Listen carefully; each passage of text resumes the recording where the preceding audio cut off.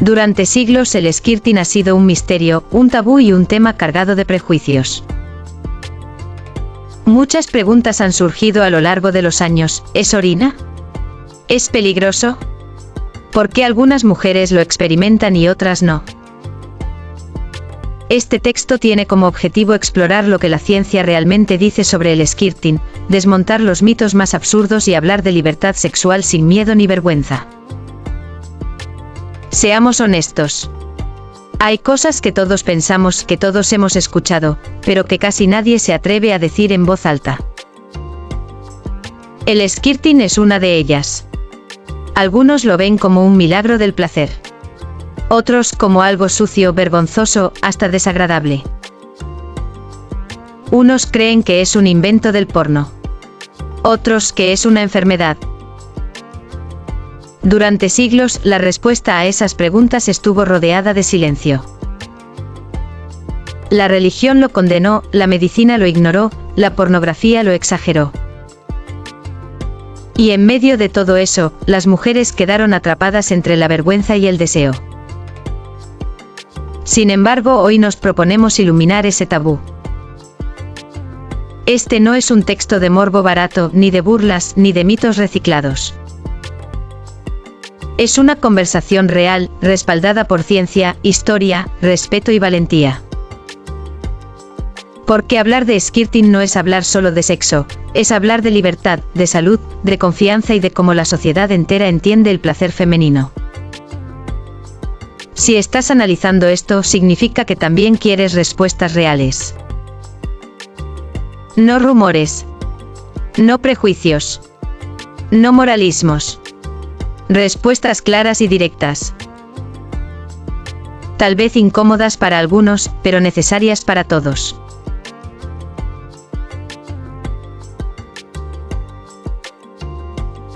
Mostrar que el skirting no es un fenómeno nuevo, sino que ha sido interpretado y distorsionado durante siglos. Para entender por qué hoy el skirting genera tanta confusión, hay que mirar atrás. Mucho más atrás de lo que imaginas. En la antigua Grecia, filósofos como Aristóteles debatían sobre el placer femenino. Algunos médicos de la época afirmaban que la mujer producía un fluido durante el orgasmo, similar al semen masculino. Lo llamaban esperma femenino. Para ellos, era una prueba de que la mujer también tenía un rol activo en la creación de la vida. Pero algo cambió. Con la llegada de la Edad Media, la visión del cuerpo femenino empezó a ser controlada por la religión. El placer de la mujer fue visto como sospechoso, incluso peligroso. Se enseñaba que la mujer debía ser pura, silenciosa, dedicada solo a la procreación.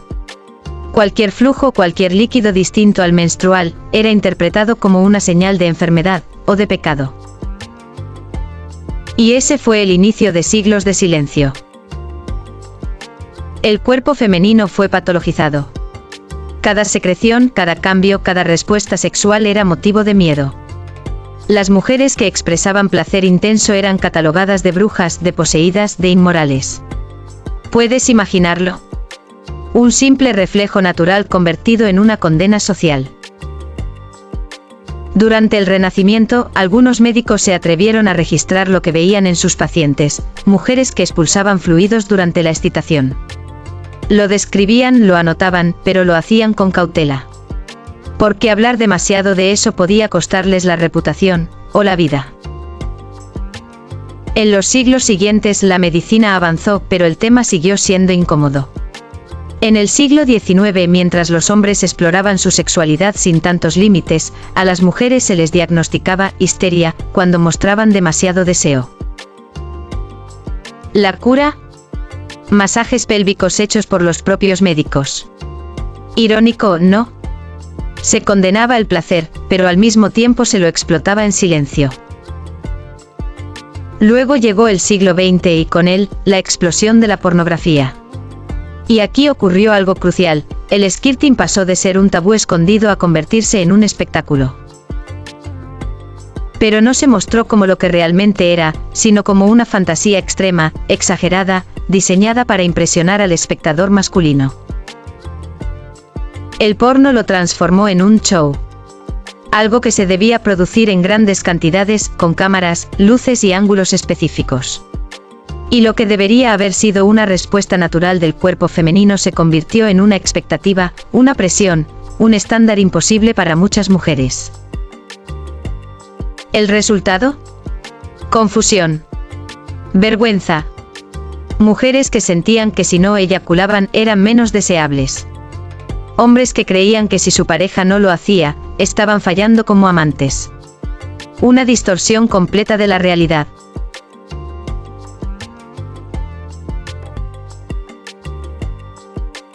Primera pregunta, ¿qué es realmente el squirting? Muchos lo definen como la expulsión de un líquido abundante por la uretra durante la excitación o el orgasmo femenino. Pero la definición se queda corta porque no basta con describir lo que se ve, necesitamos entender qué ocurre dentro del cuerpo. Durante décadas, los científicos ignoraron este fenómeno. Algunos decían que era simplemente orina involuntaria.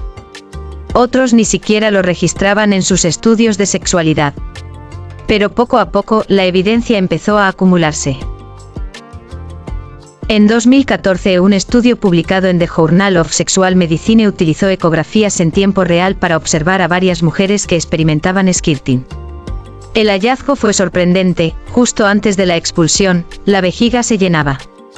Después, quedaba vacía. Entonces sí, parte del fluido proviene de la vejiga. Pero aquí está la clave, eso no significa que sea orina pura. Cuando los investigadores analizaron la composición química de ese líquido, encontraron algo fascinante. Sí había urea, creatinina y sales, componentes presentes en la orina. Pero también había glucosa, fructosa y sobre todo, niveles significativos de PSA, antígeno prostático específico. ¿Y qué es el PSA? Es una proteína que se encuentra normalmente en el semen masculino, producida por la próstata. ¿Cómo aparece en el cuerpo femenino? Gracias a las glándulas de Skene, también conocidas como la próstata femenina. Estas glándulas rodean la uretra y al ser estimuladas, especialmente en la zona del punto G, producen un fluido que se mezcla con el que sale de la vejiga. El resultado es ese chorro abundante que conocemos como squirting. En otras palabras, mano blanca indicando hacia la derecha no es solo orina. Mano blanca indicando hacia la derecha no es solo secreción de las glándulas. Mano blanca indicando hacia la derecha es una mezcla única, un cóctel fisiológico que combina ambas fuentes. Y lo más importante, es completamente natural. No todas las mujeres lo experimentan, y no todas lo hacen de la misma forma. Algunas expulsan un chorro intenso, otras apenas unas gotas. Algunas lo sienten asociado al orgasmo, otras no, y todo eso es normal.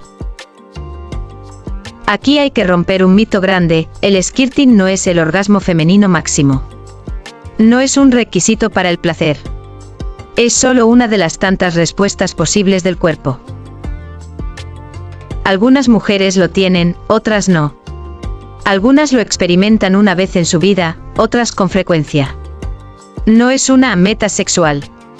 Es simplemente una variación natural de la respuesta humana.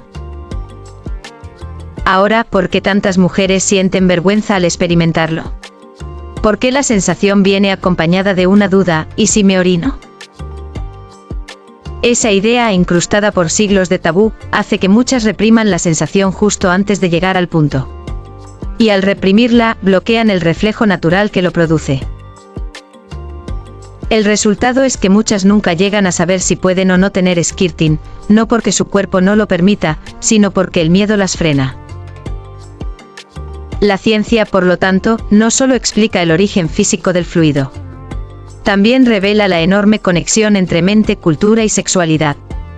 Lo que pensamos afecta lo que sentimos. Lo que creemos afecta lo que nuestro cuerpo permite.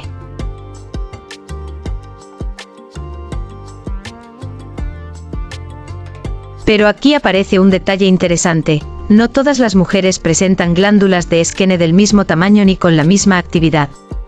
Algunas tienen una zona más desarrollada, otras apenas un rastro. ¿Qué significa eso? Que la capacidad de experimentar skirting puede estar determinada en parte por la anatomía, aunque no exclusivamente. De hecho, se han registrado casos en los que una misma mujer lo experimenta en ciertas etapas de su vida y en otras no. La variación puede deberse a factores hormonales, psicológicos, emocionales e incluso al tipo de estimulación. Y aquí llegamos a un punto crucial, la estimulación. Los estudios de ecografía muestran que la estimulación del punto G, un área localizada en la pared anterior de la vagina, a unos 4 o 5 centímetros de la entrada, suele estar muy asociada al skirting. ¿Por qué? Porque justo allí están las glándulas de Skene y las terminaciones nerviosas conectadas con ellas. Cuando esa zona se estimula con suficiente presión, ritmo y confianza, las glándulas secretan y la vejiga se llena rápidamente, creando la sensación de urgencia por orinar. Ese es el momento decisivo. Si la mujer interpreta esa sensación como algo vergonzoso, la reprime. Pero si entiende que es parte del proceso y se permite soltar, ocurre el skirting. Esto también explica por qué muchas mujeres dicen, creo que estuve a punto, pero me detuve. La inhibición mental corta el reflejo fisiológico. Y ojo con este dato, no siempre es necesario llegar al orgasmo para que ocurra. Aunque muchas veces ambos fenómenos coinciden, el skirting puede producirse antes, después o incluso sin orgasmo. Los investigadores también descubrieron diferencias en la cantidad de fluido expulsado. En algunos casos, se trata de apenas unas gotas perceptibles, en otros, de chorros abundantes que empapan la cama. Ambas respuestas son igual de válidas. No existe una medida estándar de lo correcto. Aquí es donde debemos derribar otro mito peligroso. La pornografía ha distorsionado la percepción del skirting, mostrándolo siempre como un chorro exagerado, como si fuera la única forma auténtica. Esa idea crea presión y expectativas irreales. La realidad es mucho más diversa. Cada cuerpo responde de manera única. También se sabe que el estrés, la fatiga y la falta de confianza con la pareja pueden inhibir el reflejo. El sistema nervioso simpático, el mismo que se activa cuando sentimos miedo o vergüenza, bloquea la respuesta sexual.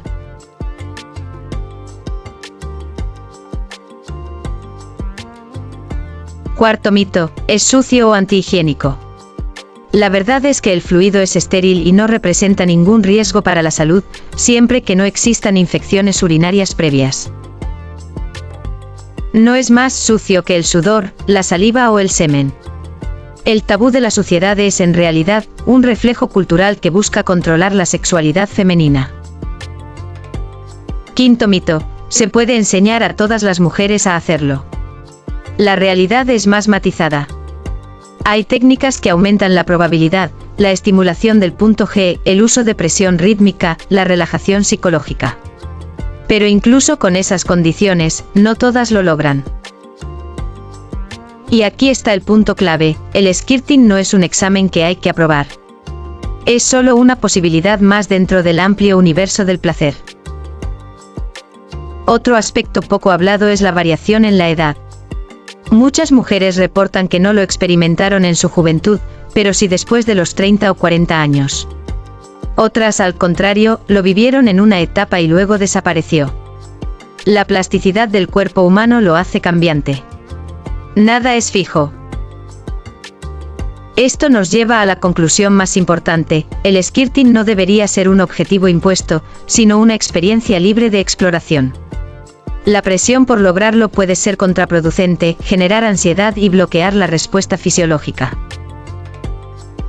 Lo irónico es que muchas mujeres que lo alcanzaron por primera vez lo hicieron justo cuando dejaron de obsesionarse con alcanzarlo.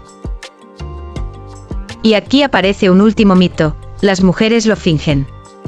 Sí hay casos en que se simula, sobre todo en la industria pornográfica, donde se usan técnicas o incluso líquidos artificiales para exagerar la escena. Pero eso no invalida a las miles de mujeres que lo viven de manera real.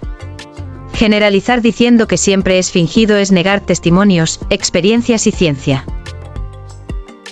Al final, lo esencial es recordar que cada mujer es única. No todas tendrán skirting, y eso no las hace menos válidas ni menos plenas. Lo importante es que cada una se sienta libre de explorar sin miedo, sin presión y sin vergüenza.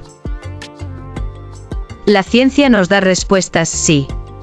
Pero lo que más derrumba no son los mitos fisiológicos, sino los prejuicios sociales que llevamos siglos cargando. Si la ciencia ya dejó claro que el skirting es real, ¿por qué todavía pesa tanto tabú sobre él? La respuesta está en la psicología colectiva, en cómo las sociedades interpretaron el placer femenino a lo largo de los siglos. La religión fue una de las primeras en levantar muros. Durante la Edad Media, cualquier manifestación sexual femenina que escapara del control masculino era vista como herejía o como señal de brujería. El placer de la mujer no debía existir como un fin propio, sino solo como un medio para la reproducción. El cuerpo femenino era terreno de sospecha, de pecado, de vergüenza. En ese contexto, imaginar que una mujer pudiera expulsar fluidos en pleno acto sexual era casi una amenaza para el orden establecido. Era algo que no encajaba con el discurso de castidad, obediencia y pureza. Por eso se silenció. Los textos médicos lo omitían, los sermones lo condenaban, y las mujeres que se atrevían a hablarlo eran ridiculizadas.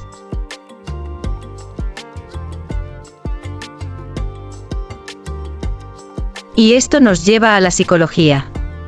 Cuando una mujer crece escuchando que su cuerpo es sucio, que sus fluidos son vergonzosos y que mostrar placer es indecente, inevitablemente carga con esa mochila mental al entrar en su vida sexual.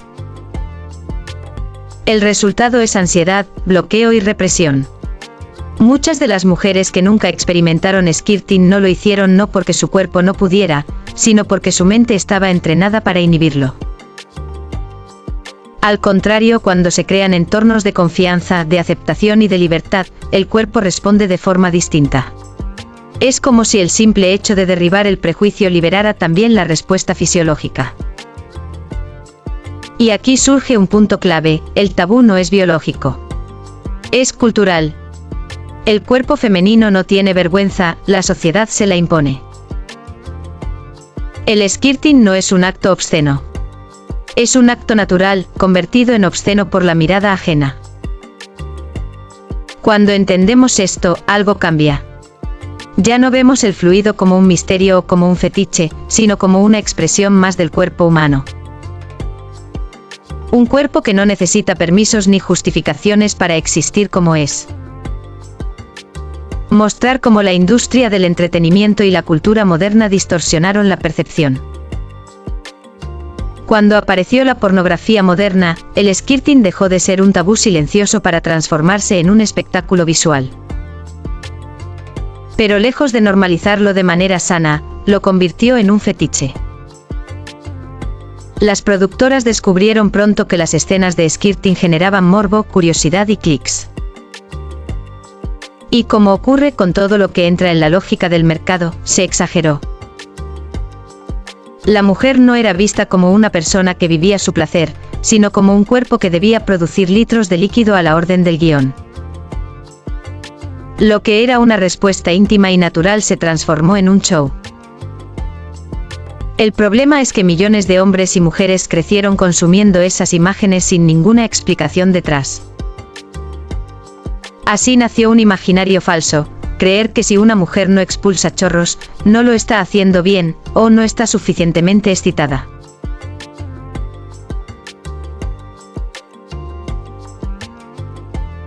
El tabú del skirting no se queda en lo cultural ni en lo mediático. Se instala en lo más íntimo, la forma en que una mujer se percibe a sí misma. Imagina a una joven que descubre por primera vez que su cuerpo responde de esa manera. En lugar de sentir orgullo o curiosidad, lo primero que aparece es el miedo. ¿Será normal? ¿Qué va a pensar mi pareja? ¿Y si se burla? ¿Y si lo cuenta? Ese diálogo interno no surge de la nada. Surge de siglos de silencio y de la falta de educación sexual real. Y lo que debería ser un momento de liberación se transforma en un instante de vergüenza. Esa vergüenza deja huellas. Muchas mujeres terminan reprimiendo sus propias respuestas físicas. Algunas incluso se entrenan inconscientemente para evitar que ocurra, tensan su cuerpo, frenan su orgasmo, cortan el proceso. Todo con tal de no hacer un espectáculo o dar asco. Pero cada vez que una mujer reprime su placer, pierde algo más profundo, su derecho a sentirse plena en la intimidad.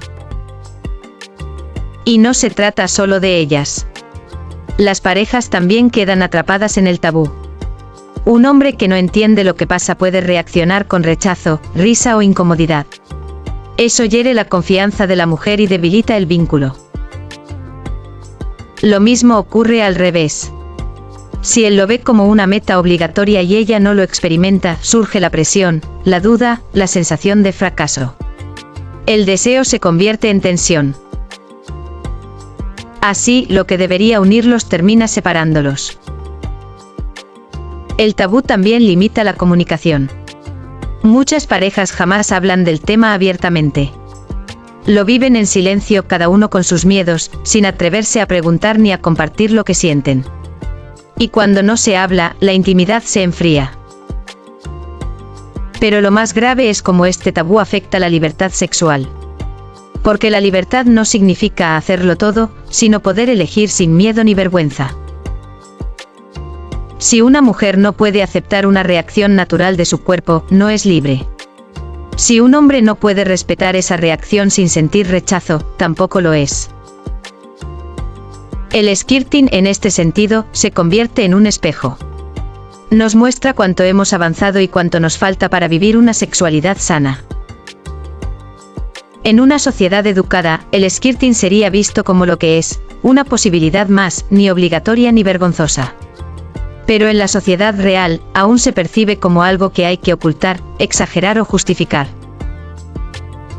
La consecuencia final es un círculo vicioso. El tabú genera vergüenza. La vergüenza genera silencio. El silencio mantiene el tabú. Romperlo no es solo cuestión de información científica, sino de cultura y de valentía. Valentía para hablar, para preguntar, para escuchar y sobre todo, para aceptar. Porque cuando una pareja logra superar ese tabú, algo cambia de raíz. El placer ya no se mide en litros ni en expectativas externas.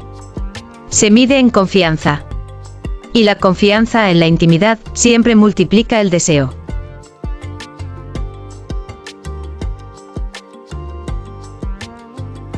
Otro aspecto relevante es la diversidad.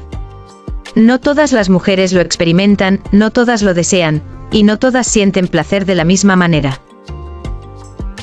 Algunos hombres creen que el skirting es un indicador absoluto de satisfacción femenina. Esto es falso. El placer se manifiesta de muchas formas: gemidos, respiración, tensión muscular, orgasmos internos. El fluido es solo una de las posibles expresiones. Por eso, aceptar la diversidad del cuerpo femenino es fundamental.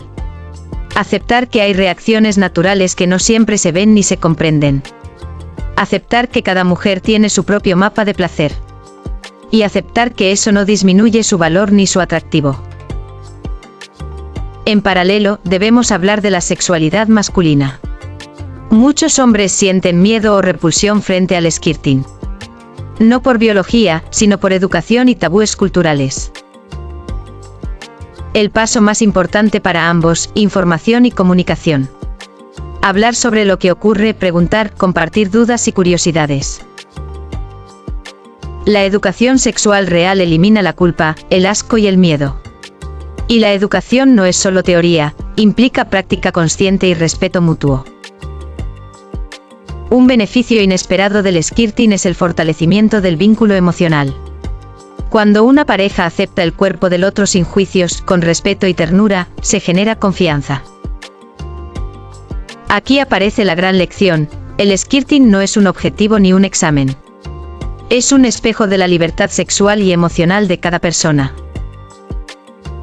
Por último, la comprensión de la ciencia y la psicología detrás del skirting permite reducir la ansiedad, derribar mitos y mejorar la comunicación. Cuando entendemos que es un fenómeno fisiológico normal, que no todas lo experimentan y que no tiene riesgos si se practica de manera consciente, el sexo deja de ser un campo minado de vergüenza. Se convierte en un espacio de exploración, descubrimiento y conexión genuina. En conclusión, el skirting es mucho más que un fluido. Es una ventana al placer femenino, a la confianza en la pareja y a la libertad sexual. Comprenderlo es respetarlo. Respetarlo es vivirlo con conciencia y sin miedo. Estrategias prácticas para mejorar la intimidad, derribar miedos y favorecer experiencias placenteras. Ahora que entendemos la fisiología y la psicología, llega la parte práctica, cómo mejorar la experiencia en pareja. No se trata de trucos para hacer que ocurra, sino de crear un entorno seguro y respetuoso.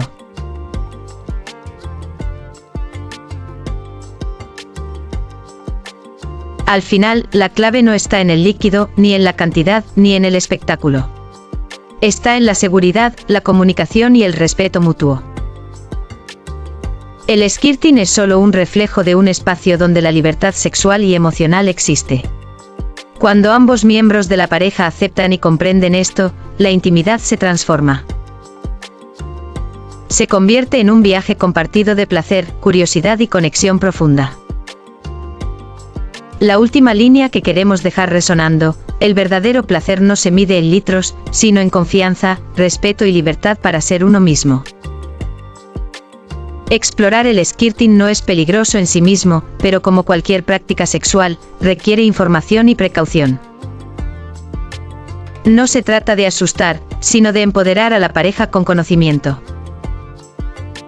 Primero, la higiene y limpieza. Antes de cualquier contacto íntimo, lavarse las manos, genitales y, si es necesario, usar protectores en superficies o ropa de cama evita molestias y mantiene el entorno seguro. El fluido en sí no es tóxico, pero la limpieza minimiza riesgos de irritación o incomodidad. Segundo, enfermedades de transmisión sexual, ETS. El fluido del skirting puede transmitir infecciones si existe una enfermedad activa, clamidia, gonorrea, herpes, VIH entre otras. Por eso, la mejor defensa es la transparencia, revisiones médicas periódicas. Comunicación abierta sobre el estado de salud. Uso de barreras cuando haya dudas. Tercero, escuchar al cuerpo y la mente. No forzar nunca la situación. Si la mujer o el hombre sienten incomodidad, dolor o ansiedad, detenerse es la opción correcta. El consentimiento y la comodidad son fundamentales, sin ellos, no hay seguridad ni placer auténtico. Cuarto, hidratarse y cuidar el bienestar general. Mantener una buena hidratación ayuda al cuerpo a responder mejor a la estimulación.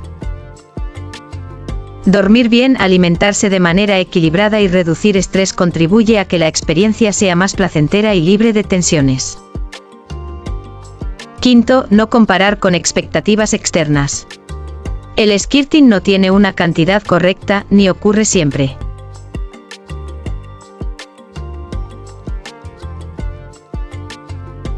Mito 3. Si no hay chorros, no hay orgasmo. Verdad, el placer femenino se manifiesta de muchas maneras. Gemidos, contracciones internas, aumento de sensibilidad o eyaculación discreta son igual de válidos. El fluido es solo una de las expresiones posibles, no un indicador de éxito sexual. Mito 4. Hacerlo aumenta tu virilidad o habilidad sexual. Verdad, la masculinidad no se mide por provocar skirting. El verdadero valor está en respeto, comunicación, atención y empatía. La presión por lograrlo genera ansiedad y bloquea la intimidad. Mito 5. El skirting es peligroso. Verdad, si ambos están sanos y practican con cuidado, no hay riesgos inherentes. El único peligro real surge de ETS o ignorancia sobre salud sexual. Con educación, pruebas regulares y comunicación, se elimina prácticamente cualquier riesgo. Ahora, el origen de los tabúes. Históricamente el placer femenino ha sido ignorado, patologizado y controlado. Desde la Edad Media hasta el siglo XX, se enseñó que el orgasmo femenino era innecesario o incluso inmoral. Cualquier fluido adicional era visto como enfermedad o desviación. Y esas creencias aún influyen en nuestra cultura. El efecto de los mitos y tabúes es profundo. Mujeres que sienten vergüenza o culpa. Hombres que sienten asco o confusión. Parejas que pierden oportunidades de conexión auténtica. Romperlos requiere información y valentía. No se trata de cambiar el cuerpo ni de forzar experiencias. Se trata de aceptar la fisiología, comprender la psicología y practicar la comunicación consciente. Un punto crucial, la educación sexual real transforma la percepción del skirting. Cuando entendemos que es natural, seguro y variable, desaparece la ansiedad y aparece la curiosidad. Y la curiosidad, no el miedo, es la puerta al aprendizaje y al placer compartido. Además, el respeto mutuo es la clave. No juzgar, no presionar, no ridiculizar. Aceptar que cada cuerpo responde de manera diferente y que cada experiencia es válida. Por último, debemos internalizar una verdad poderosa: el skirting no es un espectáculo ni una obligación. Es una expresión fisiológica posible, ligada a confianza, conexión y libertad sexual. Aceptar esto libera de la vergüenza, permite disfrutar sin miedo y fortalece la relación de pareja. En resumen, mitos igual a falsedad y presión. Realidad igual a fisiología, respeto y comunicación. Tabúes igual a barreras que se derriban con educación y valentía. Y la última línea que queremos que resuene: entender el skirting es entender la libertad de vivir el placer sin miedo, juicio ni obligación. Aclarar ideas erróneas comunes y reforzar la comprensión del skirting como fenómeno natural y seguro. Mito 6. El skirting es sucio y repugnante. La realidad es que cualquier fluido corporal es natural. Lo que la sociedad llama repugnante proviene de siglos de censura y educación sexual deficiente. El fluido femenino no contiene toxinas, no causa daño y es una señal de excitación intensa, no de enfermedad. Mito 7. Si ella no lo hace, no le gustas. Muchos hombres creen que el skirting es un indicador de satisfacción sexual femenina. Esto es completamente falso. El placer de una mujer se expresa de muchas formas: contracciones internas, respiración, gemidos o intensidad emocional.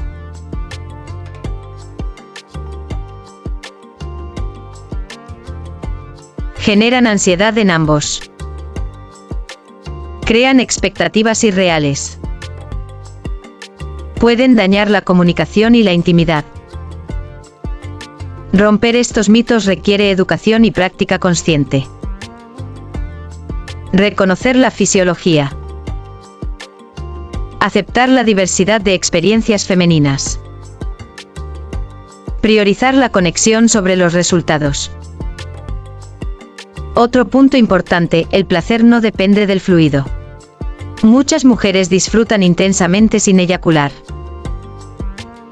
El skirting es solo una de las muchas formas de manifestar excitación y orgasmo. Además, respetar los límites individuales es clave. Si una mujer no desea experimentar o si un hombre se siente incómodo, esa decisión debe ser aceptada sin juicio. El consentimiento y la comodidad superan cualquier expectativa social. La ciencia respalda esto. Estudios recientes muestran que la respuesta sexual femenina es altamente variable. El skirting no es necesario para el orgasmo ni para la satisfacción. Por eso, la presión externa o interna solo genera ansiedad y bloqueos. Un punto final: la educación cambia la percepción.